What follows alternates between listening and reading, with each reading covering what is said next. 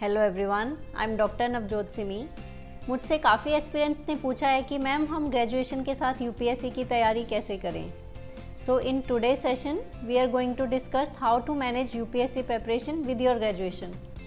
सो सबसे पहले तो मैं ये कहना चाहूँगी कि आपको अपनी ग्रेजुएशन की स्टडीज़ को बिल्कुल भी निगलेक्ट नहीं करना है। अगर आप यूपीएससी की प्रिपरेशन करना भी चाहते हैं तो आप इसके साइड बाय साइड अभी से ही स्टार्ट कर सकते हैं, बट इसका ये मतलब नहीं है कि आप अपनी ग्रेजुएशन की स्टडीज़ को निगलेक्ट करें। Graduation is very important, it forms the basis of your career and your life ahead.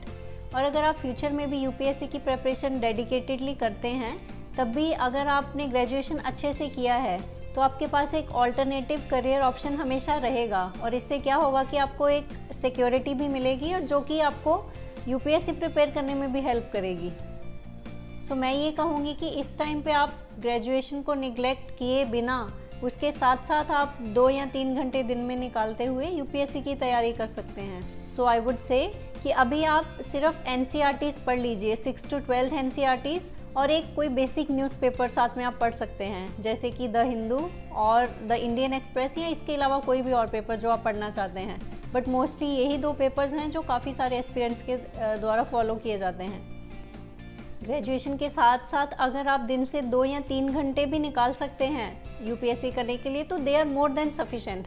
आप क्या कर सकते हैं, आप जैसे कॉलेज में हमें कई बार फ्री टाइम मिल जाता है, कभी कोई पीरियड फ्री मिलता है, या हम जब आते जाते कभी ट्रैवल करते हैं तो हम क्या कर सकते हैं, उस टाइम में हम अपना न्यूज़पेपर पढ़ सकते हैं। तो न्यूज़पेपर तो वैसे भी हमें रेगुलरली पढ़ना चाहिए, तो उस टाइम को आप यूटिलाइज़ कर सकते हैं न्यूज़पेपर पढ़ने में। और इसके अलावा दिन में 2 घंटे भी अगर आप शाम को या सुबह में निकाल पाएँ जिसमें आप एनसीईआरटी बुक्स पढ़ पाएँ, तो I think that would be sufficient for now. और फिर वीकेंड्स पे या फिर जब आपको कभी हॉलीडेज़ मिलती हैं तो उसमें आप रिवाइज कर सकते हैं अपना जो भी आपने कंटेंट पढ़ा होगा एनसीईआरटीज़, तो उसको आप वीकली थोड़ा बहुत रिवीजन भी करते जाइए। Now we will talk about choosing optional. So I would say that you should not choose optional at this point of time.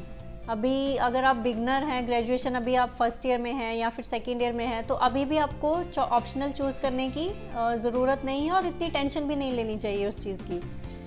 अगर आप ह्यूमैनिटीज़ बैकग्राउंड से हैं या फिर आर्ट्स बैकग्राउंड से हैं तो इससे आपको थोड़ी हेल्प मिल जाती है कि आपका ऑप्शनल भी साइड बाय साइड प्रिपेयर होता जाता है। बट अगर आप इन बैकग्राउंड से नहीं हैं या फिर आप साइंस बैकग्राउंड से हैं या फिर किसी टेक्निकल बैकग्राउंड से हैं, तब भी आपको उतनी चिंता करने की ज़रूरत नहीं है, क्योंकि there is a list of optionals provided by UPSC. So हमारे पास बहुत सारे ऑप्शंस रहते हैं जिनमें से हम ऑप्शनल सब्जेक्ट अपना चूज़ कर सकते हैं।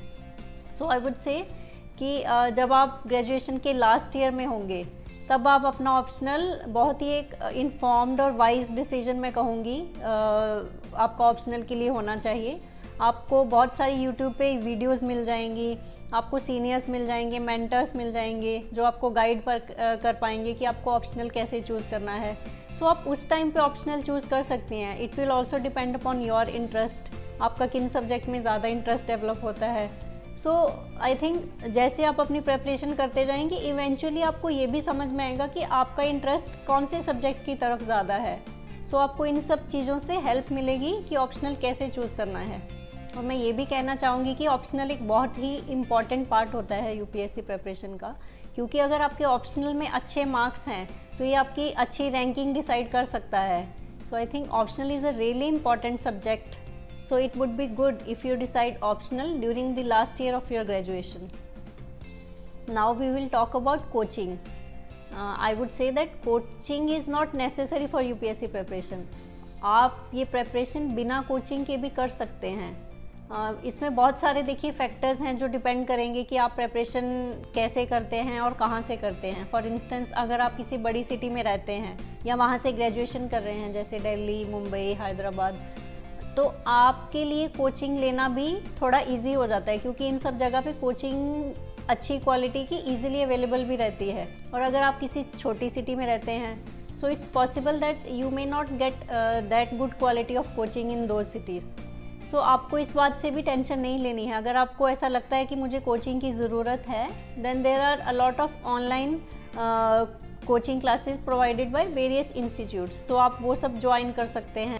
और बहुत सारे अदर फैक्टर्स हैं जिनको भी कंसिडर आपको करना पड़ेगा, जैसे कि आपकी फाइनेंशियल सिचुएशन कैसी है, आप अपने ग्रेजुएशन के हेक्टिक शेड्यूल के साथ कोचिंग को मैनेज कर पाएंगे या नहीं। सो ये सब चीज़ों को ध्यान में रखते हुए you should make a well informed decision about taking coaching और नॉट। और अभी तो बहुत सारे प्लेटफॉर्म्स भी अवेलेबल हैं जिसके थ्रू आप प्रिपेयर कर सकते हैं बिना कोचिंग के। जैसे यूट्यूब पे आपको काफ़ी वीडियोस मिल जाएंगी, बहुत सारे टेलीग्राम पे चैनल्स मिलेंगे आपको, और जितनी भी कोचिंग इंस्टीट्यूट्स हैं डिफरेंट, उनकी वेबसाइट्स हैं, वहाँ पे आपको काफ़ी मटेरियल मिल जाएगा। सो आई थिंक कोचिंग के बिना भी आज के दिन एक एस्पिरेंट बहुत अच्छी यूपीएससी की तैयारी कर सकता है। Now we will talk about the essay paper. As all of you must be knowing that essay paper is getting really dynamic with every passing year, और ऐसे पेपर भी अब ऐसे डिज़ाइन किया जाता है जिसके थ्रू आपकी पर्सनैलिटी को देखा जा सके। सो आई वुड से आपको जो आप अपनी रेगुलर यूपीएससी की प्रिपरेशन करते हैं, ऐसे पेपर तो साइड बाय साइड उसके साथ प्रिपेयर होगा ही, इसके अलावा आपको कुछ एक्स्ट्रा रीडिंग्स भी करनी पड़ेंगी। जैसे कोई भी आप एक्स्ट्रा बुक्स पढ़ सकते हैं, फिक्शन, नॉन फिक्शन, नॉवेल्स जिसमें आपको इंटरेस्ट हो। सो अगर आप ये सब चीज़ें भी करेंगे तो इससे क्या होगा, आपकी पर्सनैलिटी ओवरऑल इम्प्रूव होगी। This will also give you different perspectives of other people, this will also broaden your horizon. So इन सब चीज़ों को माइंड में रखते हुए आपको एक ऐसे पेपर के लिए ओवरऑल पर्सनैलिटी डेवलपमेंट पे भी ध्यान देना चाहिए। और आपको क्या करना चाहिए, 2-3 महीने में कम से कम आपको एक ऐसे अभी ज़रूर लिखना चाहिए। आप प्रीवियस ईयर क्वेश्चन पेपर्स देख सकते हैं यूपीएससी के, उसमें से कोई भी टॉपिक उठा लीजिए, आप उसको लिखिए और फिर बाद में एक बार खुद भी उसको इवैल्यूएट करिए और अपने किसी सीनियर या फिर आपके फ्रेंड से इवैल्यूएट करवाइए। उससे क्या होगा, उससे आपको अपनी मिस्टेक्स पता चलेंगी और उसके साथ ही आप कैसे अपने थॉट्स को अलाइन करके लिख पा रहे हैं या नहीं, ये सब चीज़ें भी आपको पता चलेंगी। आपको ये भी पता चलेगा कि आपको क्या क्या फर्दर इम्प्रूवमेंट्स चाहिए अपने ऐसे को इम्प्रूव करने के लिए। सो अगर आप ये सब चीज़ें करते हैं तो I think over a period of time आप एक अच्छा ऐसे की प्रिपरेशन कर सकते हैं। अब हम हॉबीज़ के बारे में बात करेंगे। हम सबकी कुछ ना कुछ हॉबीज़ होती हैं, जैसे किसी को डांसिंग पसंद है, किसी को म्यूज़िक पसंद है, किसी को कुकिंग पसंद है, गार्डनिंग पसंद है, स्पोर्ट्स पसंद है। सो आपकी जो भी हॉबीज़ हैं आप उनको कल्टीवेट करना शुरू कर दीजिए। इससे क्या होगा कि एक तो आपको पर्सनल भी खुद के लिए टाइम मिल जाएगा। यूजुअली ऐसा होता है कि हमारा इतना बिजी शेड्यूल रहता है, हमें अपने लिए टाइम नहीं मिल पाता है। सो अगर आप एक हॉबी को रेगुलरली फॉलो करेंगे तो ये आपको यूपीएससी में भी हेल्प करेगा और आपकी पर्सनैलिटी डेवलपमेंट में भी हेल्प करेगा।